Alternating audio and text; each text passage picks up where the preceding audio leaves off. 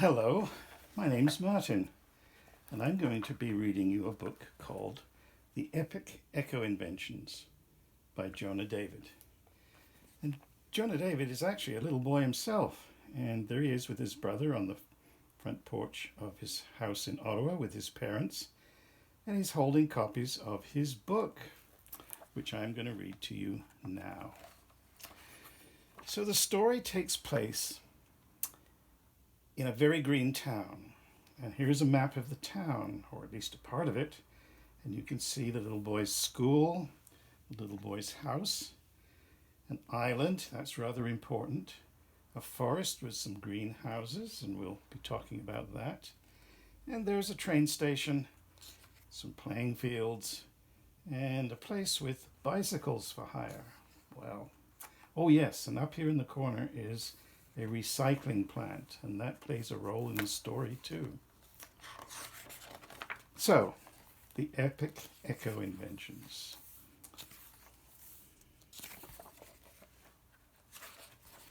Chapter 1. In a house by a lake in a very green town, there lived a boy and his little brother. Secretly, the boy was a mad genius inventor.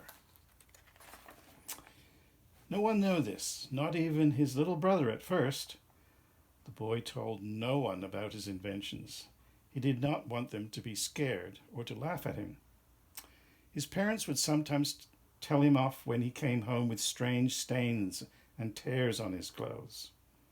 Once they even found a large piece of delphinorite, an element he had just discovered in his sports bag.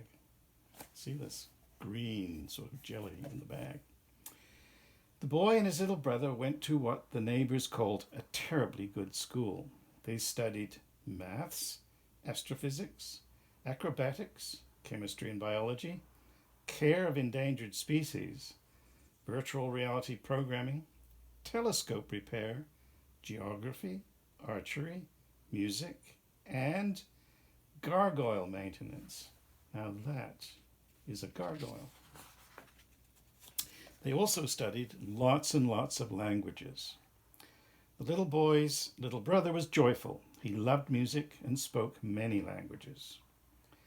For birthdays and other celebrations, he received many toys from his brother. At first, the little brother did not realize that they were special.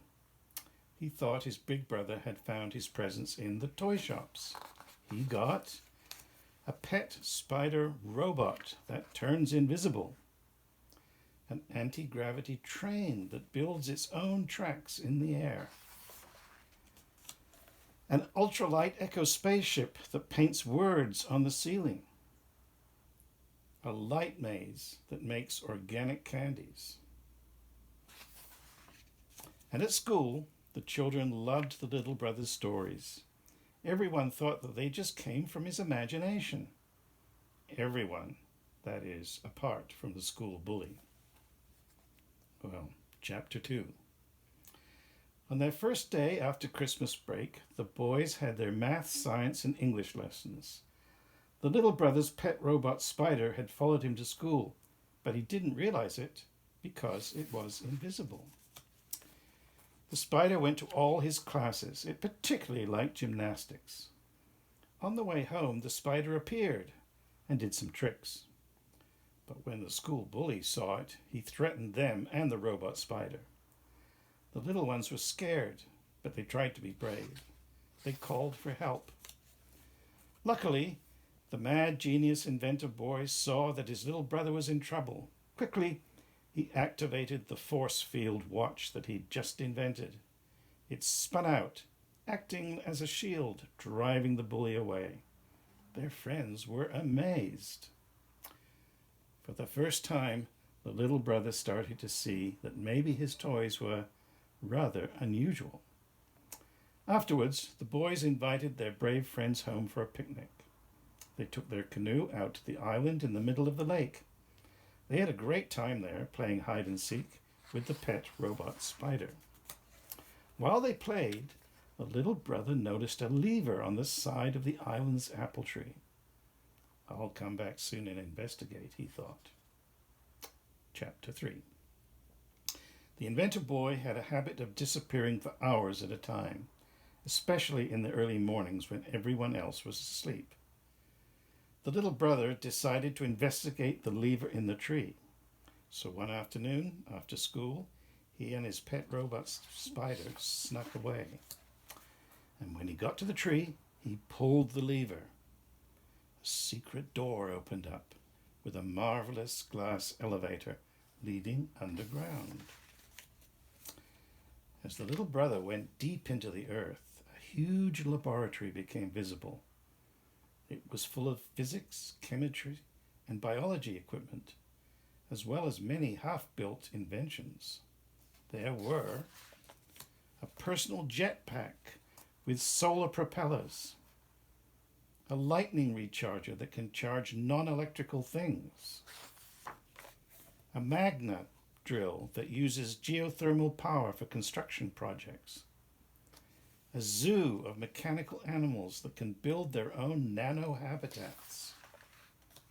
There was even a special nebula gas fuel cell invention, the fuel cell machine, which looked like a large computer with a satellite dish, could directly harness energy from the universe and store it in its renewable energy cells with clouds of swirling purple light. Suddenly, everything made sense. The brilliant toys, his brother's disappearances, their home's never-ending power supply, and the special dashboard on their family hybrid car that read Flight Mode. The little boy was astonished. He realized his brother was a mad genius inventor. In one corner of the underground lab, there was a strange trampoline platform. When the little brother and his pet robot spider climbed up on it, the bounce made them float. It was a disguised anti-gravity machine. The more they explored, the more they saw. One wall had a giant control panel with screens and millions of buttons saying things like, "Activate force field." Suddenly, the spider activated its chirp alarm. You see all the buttons. They heard footsteps. Someone was coming. Chapter 4. The hatch opened, and the mad genius inventor boy appeared. When he saw his little brother, he laughed. "I guess I couldn't keep this all a secret forever." Then the inventor boy showed them the tunnel he had come from. It was long and dark, leading right underneath the lake. The tunnel came up under the stairs of their own home, in the cupboard under the stairs. But while the boys were exploring, an awful thing happened. The school bully had taken a horribly loud motorboat out on the lake. When he saw the little brother's canoe, he stopped at the island. He looked around for a while, and then he saw a secret hatch in the grass. When the bully saw the underground lab, he decided that all the amazing inventions could be used as weapons. He wanted to sell the new technologies to evil dictators to start new wars around the world. So he stuffed all the inventions into a big sack and started to climb. Luckily, the inventor boy had not left his lab unprotected. An alarm sounded and lights came on. A special gravity force field came down like a heavy weight, slowing the bully thief so he could barely take a step. Just as the bully struggled to the top of the ladder, the little brother's pet robot spider darted forward. He threw out his web like a bolt of silver lightning, tangling up the bully thief. The bully fell to the ground, totally trapped. Soon, the inventor boy and his little brother arrived, alerted by the alarm. They took the bully thief straight to the police. He was given 2 conducts and agreed to do community service so he could learn to be a better person. Chapter 5. The mad genius inventor boy, his little brother, and their happy pet robot spider headed home in their canoe. They decided it was time to tell everyone about the inventions. The little brother was worried that if they did not share them, others might steal them and use them for evil. It's worth being laughed at if your inventions can help clean up the earth and end poverty, he said. Then they shared them. Everyone was amazed. Their parents even ran out and got them licenses so that everything was protected and people couldn't copy them. Then the little brother packed the renewable energy machine, the anti-gravity trampoline, the invisible gadget, and many other eco toys for children into a large, sturdy suitcase. During the holidays, the little brother traveled the world using his knowledge of many languages to share the Inventor Boy's technologies with leaders of countries who wanted peace and a clean environment. Many schools were working to start new environmental education programs, as clean environment is one of children's human rights. They were very pleased to see him and the inventions because he was so joyful and the inventions were so clever and useful for learning about ecoscience and technology. Meanwhile, the Inventor Boy was hard at work in his lab on his next ideas, and people all over the planet were using his new green inventions to learn and live better. And the Inventor Boy always asked his little brother when he got home, "What did you see?"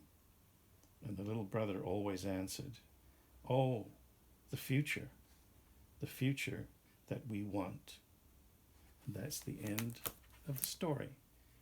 The Epic Eco-Inventions by Jona David. And the illustrations are by a lady by the name of Adlam.